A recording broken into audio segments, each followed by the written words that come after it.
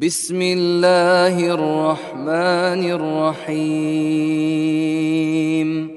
قل هو الله أحد الله الصمد لم يلد ولم يولد ولم يكن له كفوا أحد. السلام عليكم ورحمة الله وبركاته. الحمد لله نحمده ونستعينه ونستغفره ونؤمن به ونتوكل عليه ونعوذ بالله من شرور أنفسنا ومن سيئات أعمالنا. من يهده الله فلا مضل له ومن يضلل فلا هادي له.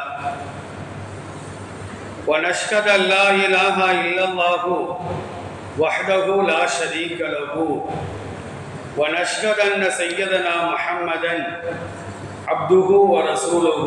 أما بعد فقد قال الله تبارك وتعالى في محكم التنزيل والفرقان المجيد: أعوذ بالله من الشيطان الرجيم.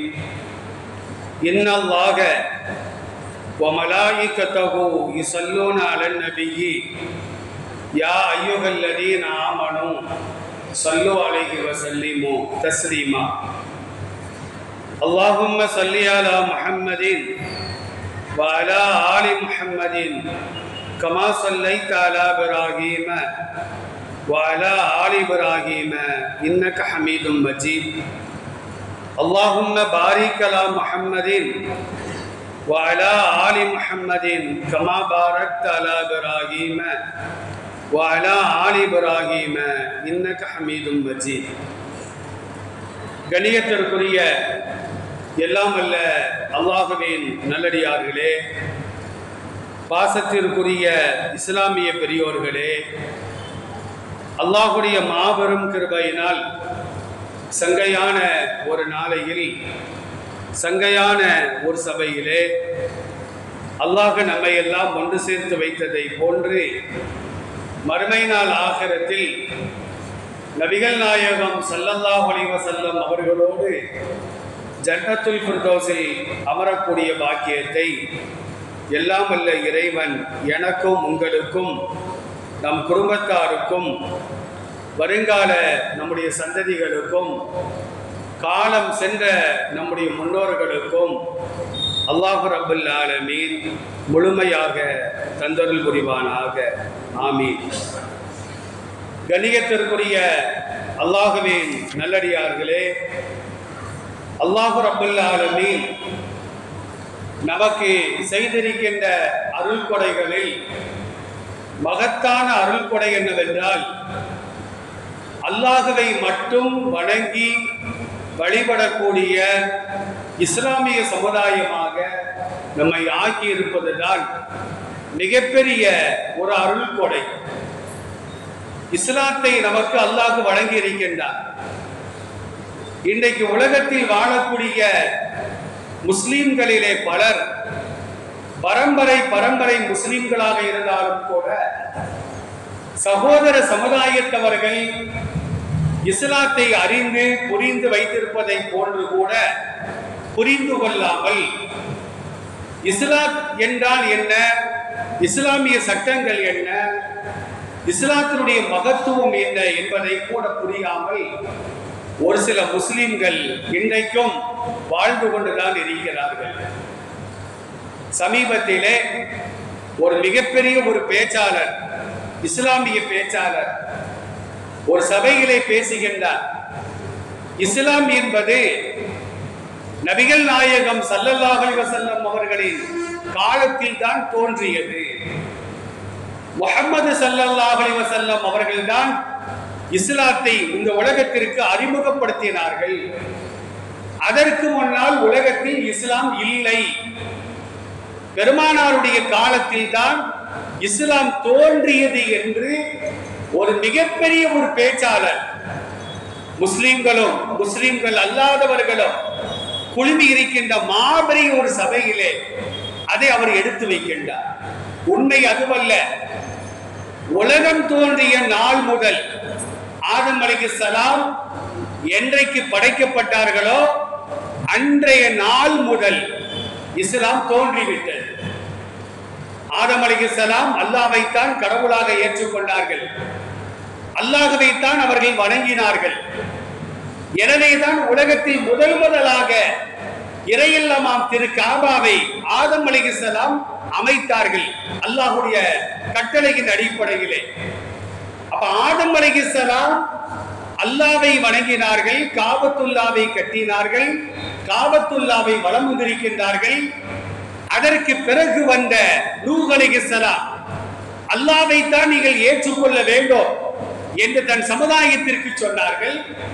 அதை அடுத்து வந்த நபிமார்கள் இப்ராஹிம் அலைஹிஸ்ஸலாம், இஸ்மாயில் அலைஹிஸ்ஸலாம், இஸ்ஹாக் அலைஹிஸ்ஸலாம், யாக்கூப் அலைஹிஸ்ஸலாம், எல்லா நபிமார்களும் தங்கள் சமுதாயத்திற்கு எடுத்து வைத்த போதனை என்னவென்றால் நீங்கள் அல்லாஹ்வை மட்டும்தான் வணங்க வேண்டும். இதானே இஸ்லாம், அல்லாஹ்வை வணங்குவதுதானே இஸ்லாம். அப்ப எல்லா நபிமார்களும் இஸ்லாத்தை தான் போதித்தார்கள். ஆனால் நபிகள் நாயகம் ஸல்லல்லாஹு அலைஹி வஸல்லம் அவர்கள் வந்த பின்னால் தான் இந்த மார்க்கம் பரிபூரண மார்க்கமாக அல்லாஹ்வினால் ஆக்கப்படுகின்றது. நபிகள் நாயகம் ஸல்லல்லாஹு அலைஹி வஸல்லம் அரஃபா மைதானத்தில் இருக்கும் பொழுதுதான் அல்லாஹ் ஒரு வசனத்தை இறக்கி வைக்கின்றார். அல் யௌம அக்மல்து லக்கும் தீனக்கும், இன்றைய தினத்தில் உங்களுக்காக உங்கள் மார்க்கத்தை நான் பரிபூரணமாக ஆக்கி வைத்தேன். ஆதம் அலைஹிஸ்ஸலாம் காலத்தில் இருந்து தொட்டு தொடர்ந்து வரக்கூடிய இஸ்லாமிய மார்க்கம் பெருமானாருடைய வருகைக்கு பின்னால் தான் அது பரிபூரணமாக ஆக்கப்படுகிறது. பெருமானார் காலத்தில் தான் இஸ்லாம் தோன்றியது என்று சொன்னால் அப்ப ஆதம் அலைஹிஸ்ஸலாம் அல்லாஹ்வை வணங்கலன்னு சொல்லணும், நூஹ் அலைஹிஸ்ஸலாம் அல்லாஹ்வை வணங்கலன்னு சொல்லணும், இப்ராஹிம் அலைஹிஸ்ஸலாம் போன்ற நபிமார்கள் எல்லாம் அல்லாஹ் அல்லாதவர்களை தான் வணங்கினார்கள் என்று சொல்ல வேண்டும். அப்ப இஸ்லாம் ஆரம்பத்தில் தோன்றியது, பெருமானாருடைய காலத்தில் அது பரிபூரணமாக ஆக்கப்பட்டது என்பதை உலக பொதுமறையாம் அல் குர்ஆனிலே அல்லாஹ் ரப்பல் ஆலமீன் தெளிவாக சொல்லி காட்டுகின்றார். 5வது அத்தியாயம் 3வது வசனத்தை நாம் திறந்து பார்க்கின்றோம். அருமையானவர்களே, இஸ்லாத்தை பற்றியும் அதனுடைய மகத்துவத்தை பற்றியும் முஸ்லிம்கள் என்றால் யார் என்பதை பற்றியும் இன்றைய காலகட்டத்தில் உலகத்திற்கு அறிமுகப்படுத்துவது ஒவ்வொரு முஸ்லிமான ஆண்களுக்கும் பெண்களுக்கும் கட்டாய கடமை.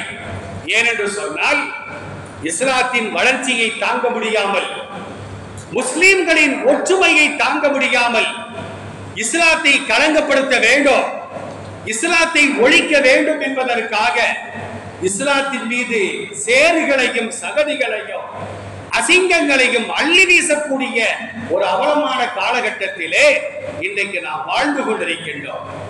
இஸ்லாம் எந்த அளவிற்கு ஒரு கண்ணியமான மார்க்கமாக இருக்கிறதோ அந்த அளவிற்கு அது ஒரு கீழ்த்தரமான மார்க்கம், அது மோசமான மார்க்கம். முஸ்லிம்கள் எல்லாம் பயங்கரவாதிகள், முஸ்லிம்கள் எல்லாம் தீவிரவாதிகள், இஸ்லாத்தை கற்றுக் கொடுக்கின்ற அரபு கல்லூரிகள் தீவிரவாதத்தை போதிக்கிறது என்றெல்லாம் தவறான பிரச்சாரங்களை கட்டமைத்து விடக்கூடிய ஒரு காட்சிகளை இன்றைக்கு நாம் கண்கூடாக பார்த்து வருகின்றோம். இந்த காலகட்டத்தில் இஸ்லாம் என்றால் என்ன என்று நாம் வாயை துறந்து சொல்வதை விட ஒரு முஸ்லிம் என்றால் இப்படித்தான் இருப்பான் என்று நானும் நீங்களும் நடைமுறைகள் நடந்து காட்டினால் சகோதர சமுதாயத்தவர்கள் வாயடைத்து போவார்கள் என்பதிலே எந்த விதமான சந்தேகம் கிடையாது. அல்லாஹ் ரப்பல் ஆலமீன் அல் குர்ஆன்ல இஸ்லாத்தை பற்றி, அவருடைய மகத்துவத்தை பற்றி, முஸ்லிம்களை பற்றி, முஸ்லிம்களுடைய கண்ணியங்களை பற்றி தெளிவாக பேசுகின்றார். அந்த வசனங்களை எல்லாம் நாம் அறிந்து கொண்டு நம்மோடு நண்பர்களாக பழகுகின்ற நம்முடைய மாற்று சமுதாய நண்பர்களுக்கு இஸ்லாத்தை பற்றி நாம் எடுத்து சொல்ல வேண்டும். இஸ்லாம் என்றால் என்ன, இஸ்லாத்தினுடைய கண்ணியம் என்ன, அல்லாஹ் இஸ்லாத்தை பற்றி என்ன சொல்லுகிறான் என்பதையெல்லாம் அவர்களுக்கு வாழைப்பழத்தில் ஊசியை தொடுவதை போன்று நாம் எடுத்து சொல்ல வேண்டும். அல்லாஹ் திருக்குர்ஆன்ல 3வது அத்தியாயம் 19வது வசனத்திலே சொல்லுகின்றான், இன்ன தீன இந்தல்லாஹில் இஸ்லாம். அல்லாஹ்விடத்தில் மார்க்கம் என்று சொன்னால் அது இஸ்லாம் மட்டும்தான் மார்க்கம். அல்லாஹ் சொல்லுகின்றார், ஒரு மார்க்கத்தை பற்றி மற்றவர்கள் பேசுவதை விட அந்த மார்க்கத்தை சார்ந்தவர்கள் எதை வேத நூலாக கையில் வைத்துக் கொண்டு ஒவ்வொரு நாளும் இடைவிடாமல் படித்து வருகிறார்களோ, குர்ஆனை பாருங்கள், குர்ஆனை ஓதாத நேரமே கிடையாது.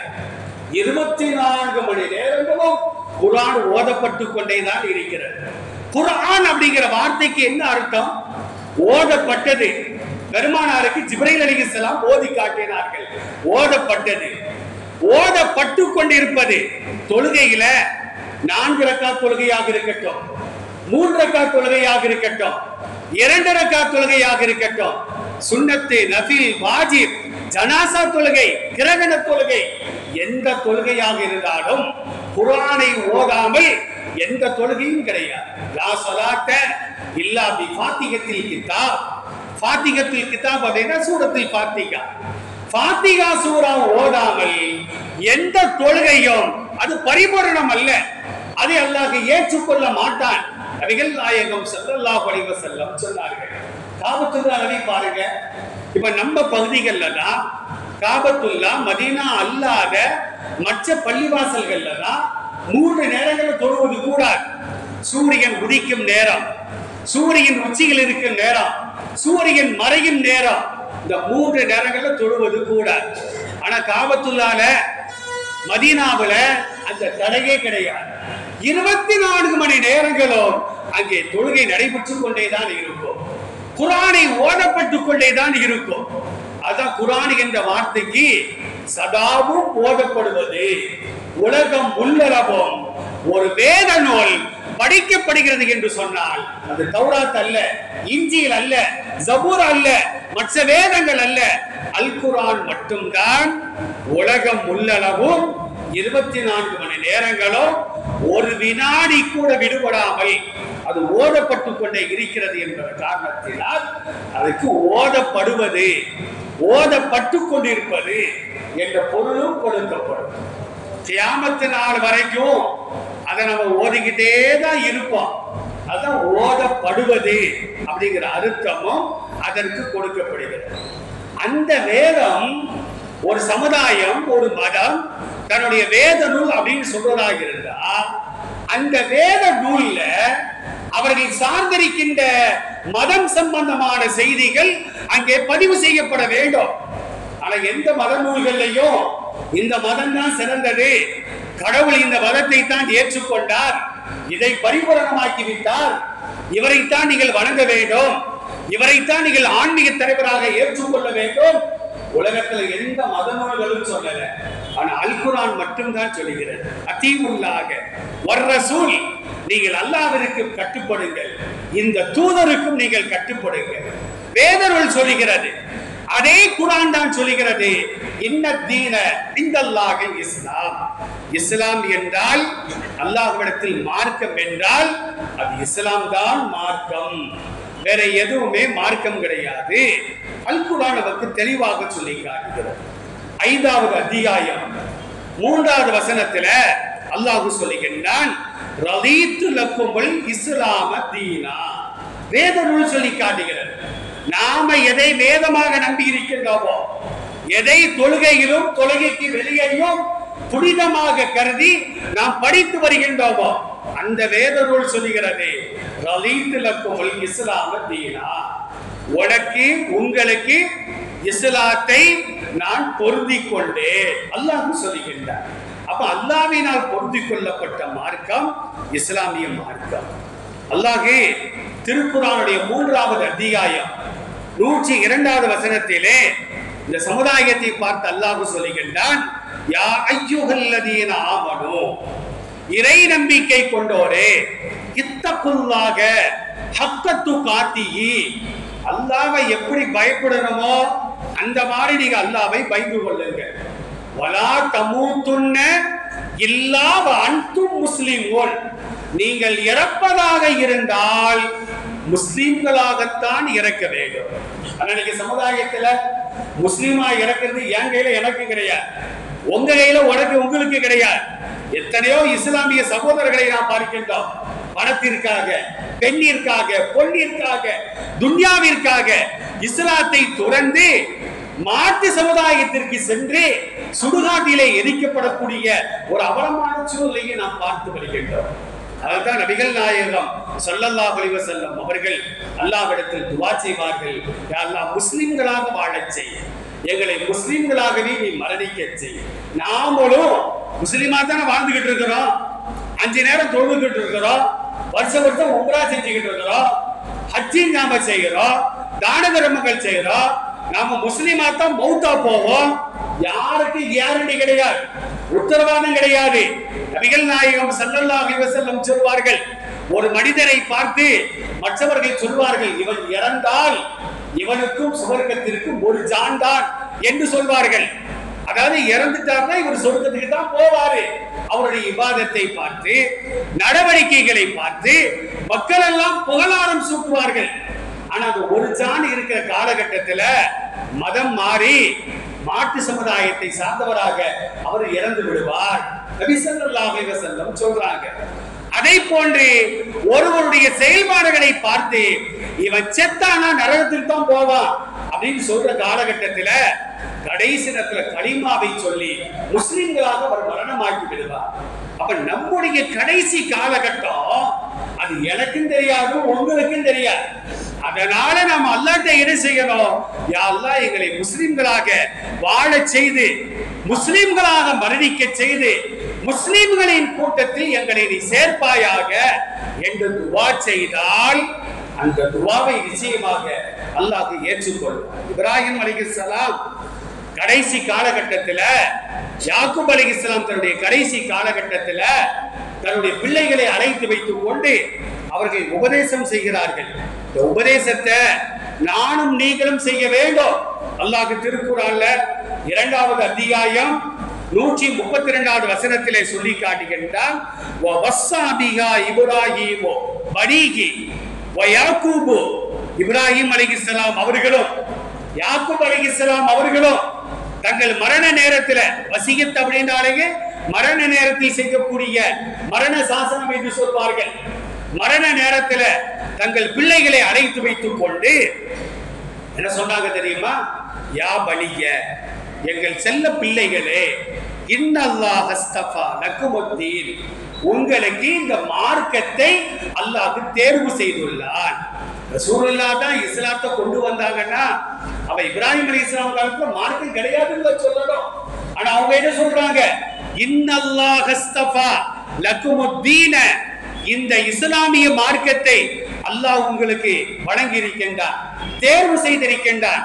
ஃபலா தமூதுன்ன, எங்கள் பிள்ளைகளே நீங்கள் இல்லாவ அன்தும் முஸ்லிமோன், முஸ்லிம்களாகத்தான் நீங்கள் இறக்க வேண்டும், கடைசி வரைக்கும் முஸ்லிம்களாக நீங்கள் வாழ வேண்டும், அல்லாஹ்ட்ட துஆ செய்ய வேண்டும்.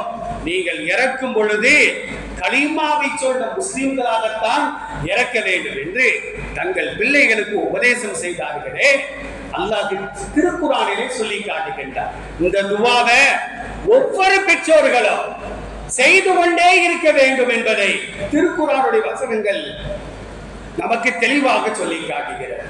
அருமையானவர்களே, இன்னைக்கு அமெரிக்கால பியூ அப்படின்னு ஒரு அமைப்பு இருக்கிறது. அந்த அமைப்பு யாரால செயல்படுத்தப்படுகிறது அப்படின்னா, முஸ்லிம்கள் அல்லாத சகோதர சமுதாயத்தை சார்ந்தவர்கள் தான் அந்த பியூ அப்படிங்கிற அமைப்பை வைத்து இருக்கின்றார்கள். அவருடைய நோக்கம் என்ன தெரியுமா, உலக நாடுகள்ல எந்த மதம் உயர்ந்து கொண்டே செல்கிறது, எந்த மதம் தாழ்ந்து கொண்டே செல்கிறது, அதனுடைய ஆய்வு செய்வதுதான் அந்த அமைப்பின் நோக்கம். ஒவ்வொரு ஆண்டும் அவர்கள் விடக்கூடிய முடிவு என்ன தெரியுமா, ஒவ்வொரு ஆண்டும் இஸ்லாம் தான் வளர்ந்து கொண்டே செல்கிறது, மற்ற மதங்கள் தேய்மானத்தை சந்திக்கிறது. அந்த அமைப்பு சொல்லி காட்டுகிறது.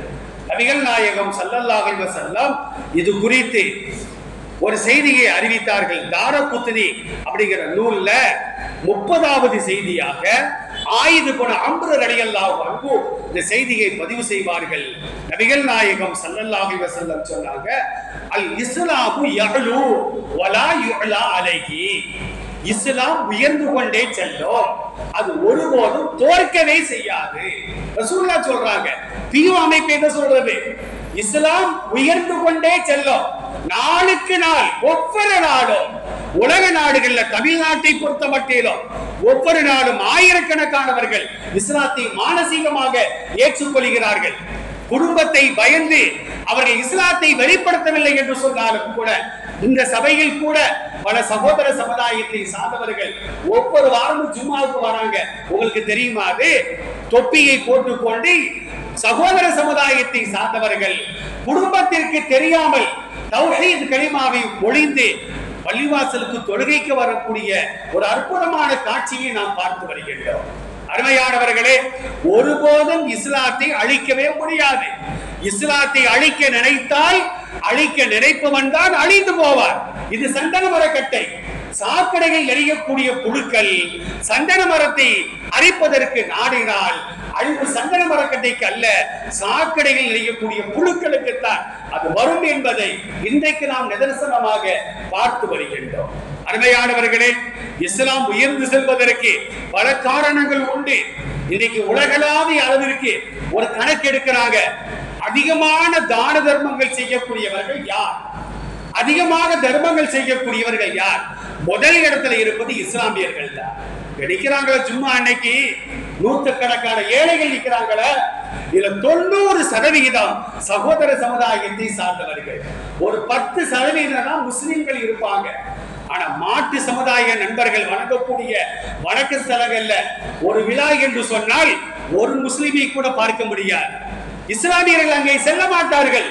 ஆனா சகோதர சமுதாயத்தை சார்ந்தவர்கள் முஸ்லிம்கள்கிட்ட போனா ஏதாவது கிடைக்கும் அப்படிங்கிற உள்ளத்துல, பேருந்து நிலையத்துல, ரயில் நிலையங்கள்ல நிக்கிறான்னு வச்சுக்கிடுவோம்.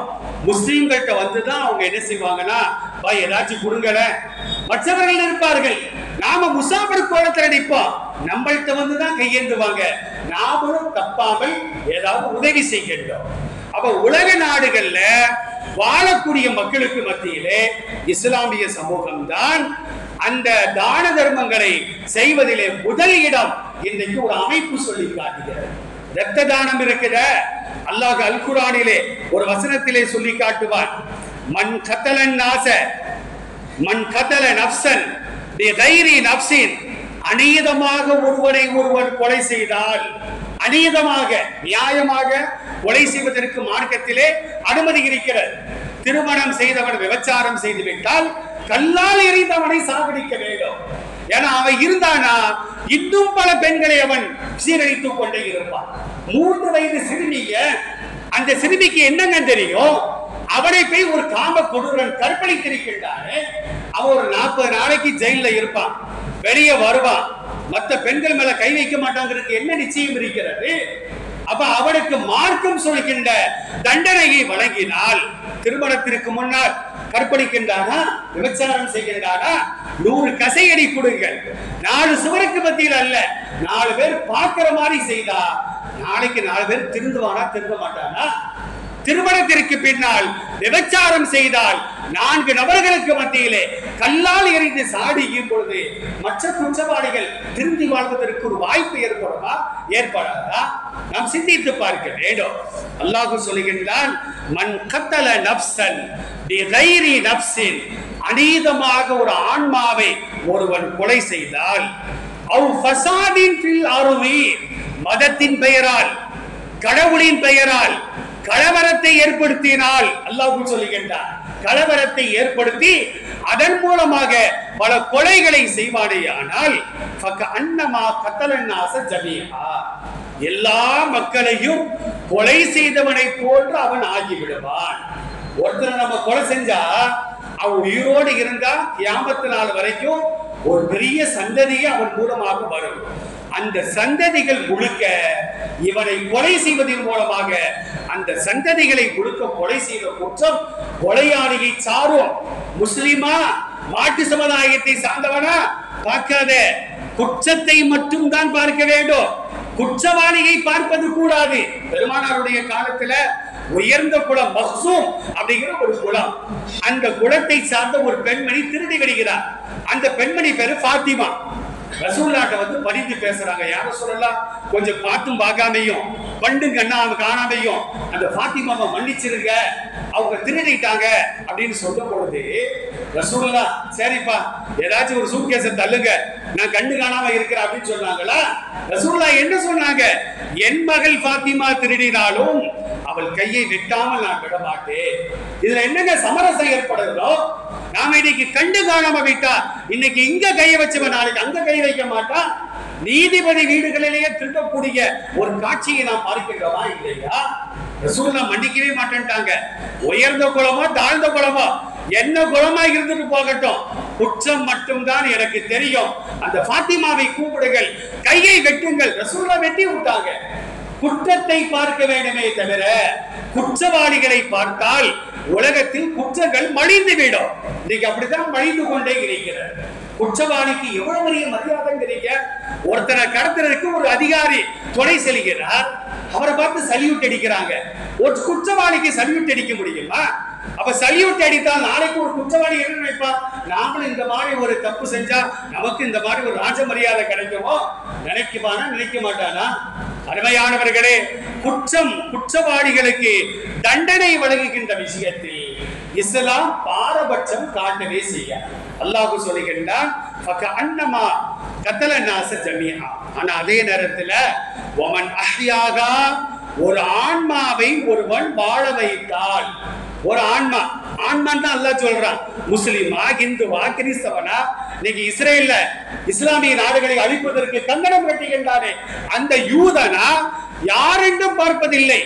யார் பாதிக்கப்பட்டாலும் அநீதம் இழைக்கப்பட்டாலும் அவனுக்கு நீ உதவிக்கரம் நீட்ட வேண்டும் சொல்கின்ற மார்க்கம் இஸ்லாமிய மார்க்கம். ஆளை பார்க்காத, அவனுடைய நிலைமையை நீ பார். நிலைமையை பார்த்து அவனுக்கு ரத்தம் தேவைப்படுகிறதா, ரத்தம் கொடு. மருத்துவ உதவி தேவைப்படுகிறதா, மருத்துவ உதவி செய். கல்விக்காக அவன் கஷ்டப்படுகின்றானா, கல்வியை கற்றுக்கொடு. கல்வி கிடைத்தால் சத்தியத்தை புரிவான், சத்தியத்தை புரிந்தால் இஸ்லாத்தை ஏற்றுக்கொள்வான். பசியா, அவன் பசியை போக்கு. பசி என்பது குஃப்ரின் பக்கம் சேர்த்து வைக்கும். ரசூலுல்லாஹ் சொல்றாங்க, ஒரு ஆளுக்கு கடுமையான பசி, 5 நேரம் தொழுகிறவரு எவ்வளவு அல்லாஹ்ட்ட கேட்டு பார்க்கிறாரு, பசி ஆற்றுவதற்கு உணவு கிடைக்கல, என்னடா அல்லாஹ்னு போயிருவார். அப்ப ஏழ்மையை நாம் ஒழிக்க வேண்டும். அந்த ஏழ்மையானவர்கள் மதத்தை பார்ப்பது கூட அல்லாஹ் சொல்லுகின்றான், ஒரு ஆன்மாவை ஒருவன் வாழ வைத்தால் ஒரு சமுதாயத்தையே வாழ வைத்த நன்மை அவனுக்கு கிடைக்கும். ஒரு ஆளு ரத்தத்துக்கு கஷ்டப்படுத, இன்னைக்கு விபத்துக்கள் நடக்காத நாட்களே கிடையாது, அறுவை சிகிச்சைகள் நடக்காத நாட்களே கிடையாது. எல்லாம் ரத்த இழப்பு, ரத்தம் தேவைப்படுகிறது, ரத்தம் கொடுக்க வேண்டும். ரத்த தானம் செய்வதிலும் இன்னைக்கு உலக நாடுகள்ல இஸ்லாமிய இளைஞர்கள் தான், இஸ்லாமிய அமைப்புகள் தான் முதல் இடத்தில் இருப்பதாக இன்னைக்கு உலக நாடுகள் சொல்லி காட்டுகிறது. அருமையானவர்களே, நபிகள் நாயகம் ஸல்லல்லாஹு அலைஹி வஸல்லம் அவர்கள் நமக்கு கற்றுத்தந்த பாடத்தை நாம் பயன்படுத்தி கொண்டே இருக்கின்றோம். உலகத்தில் பார்க்கின்ற பொழுது இஸ்லாமிய அடையாள சின்னங்கள் எவ்வளவோ காணப்படுகிறது.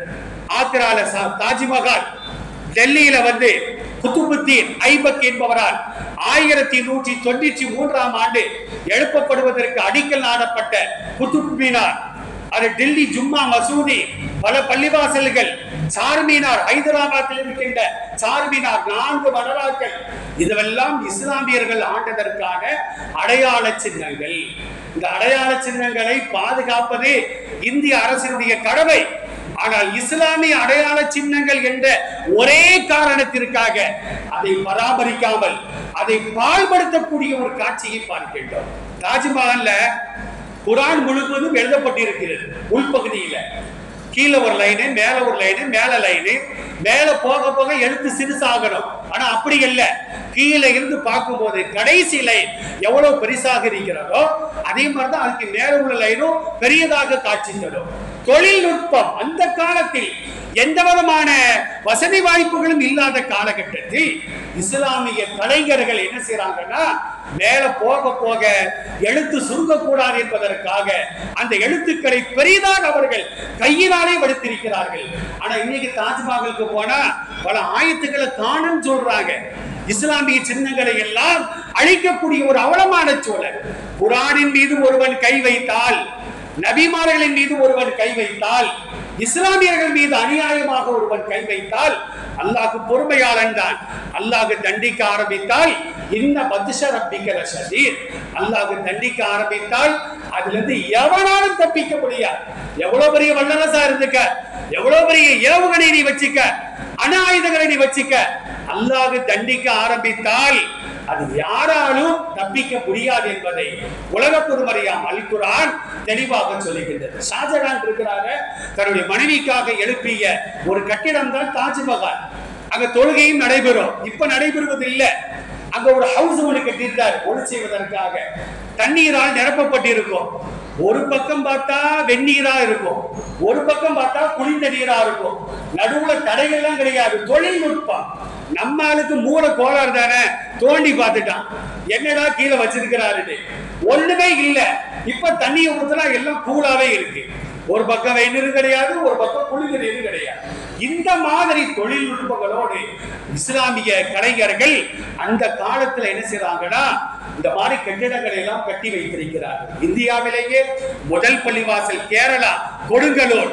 அந்த காலத்துல பெருமானாருடைய வாழ்ந்த காலம், நபிகள் நாயகம் ஸல்லல்லாஹு அலைஹி வஸல்லம் அவர்கள் வாழ்ந்த காலத்துல சேரமான் பெருமாள், ரவிவர்ம சேரமான் பெருமாள் நிலாவை பார்க்கின்றார். நிலவு பிறக்கிறது. என்னன்னு கேட்கிறாரு. இந்த மாதிரி முகமது என்பவர் வந்திருக்கிறார். ரசூலுல்லாஹை சந்திக்கிறாரு. தாஜுத்தீன் பேர் வைக்கிறாங்க. இந்தியாவுக்கு வராரு. வர்ற வழியில சித்தால மௌத்தா போயிருந்தாரு. ஒரு கடிதம் எழுதுகின்றார். கொடுங்கலூர்ல ஒரு பள்ளிவாசலை நீங்க கட்டணும். அதான் இந்தியாவோட முதல் பள்ளிவாசல். அந்த பள்ளிவாசலை போய் பார்த்தா இன்னைக்கும் பழமை மாறாமல் புதுமையாக அதை சுற்றிலும் கட்டி இருக்கிறார்கள். இன்ஷா அல்லாஹ் வாய்ப்பு கிடைச்சா அதையெல்லாம் நம்ம பார்க்க வேண்டும். பெருமானாருடைய காலத்துல முதலாக இந்தியாவில் தோன்றிய பள்ளிவாசல் தான் அந்த கொடுங்கலூரில் இருக்கின்ற அந்த பள்ளிவாசல் என்பதை நாம் எண்ணி பார்க்க கடமைப்பட்டிருக்கின்றோம். அருமையானவர்களே, ஆக இஸ்லாத்தை பற்றி முஸ்லிம்கள் முதல்ல நல்ல விதமாக விலகி எவ்வளவோ நூல்கள் வந்திருக்கிற அதை வாங்கி நம்ம படிச்சாலே போதும். நம்ம மரியாதை நமக்கு தெரிஞ்சாதான் நாம இந்த உலகத்துல கண்ணியமா வாழ முடியும். நம்ம வரலாறு, நம்ம சரித்திரம் நமக்கு தெரியல அப்படின்னா, இது எதிரிகளுக்கு தெரிந்தால் ஒரு சமுதாயத்தை அழிப்பதற்கு அணுகுண்டு தேவையில்லை. அந்த சமுதாயத்தின் உண்மையான வரலாறுகளை அழித்தாலே போதும். இன்னைக்கு அந்த வேலையை தான் இன்னைக்கு அரசாங்கம் செய்து கொண்டே இருக்கிறது. நாமெல்லாம் படிக்கும் போது கஜ்னி முகமது அக்பர் இந்த மாதிரி பெரும் பெரும் இஸ்லாமிய மன்னர்களை பற்றி பாடநூல்களை நம்ம படிச்சோம். நீங்க அந்த பேருகளே இல்லாம அவெல்லாம் கொள்ளையடிக்க வந்தான், கற்பழிக்க வந்தான், நாட்டை கொள்ளையடிக்க வந்தார்கள் என்று தவறாக சித்தரிக்கக்கூடிய ஒரு காட்சியை பார்க்கின்றோம். இஸ்லாத்தை அறிவோம், உண்மையான முஸ்லிம்களாக வாழ்வோம். எல்லாம் வல்ல அல்லாஹ் ஜல்ல ஷானஹு தஆலா அந்த பாக்கியத்தை நம் அனைவருக்கும் முழுமையாக தந்தல் புரிவானாக. அஸ்ஸலாமு அலைக்கும் வ ரஹ்மத்துல்லாஹி வ பரகாத்துஹு.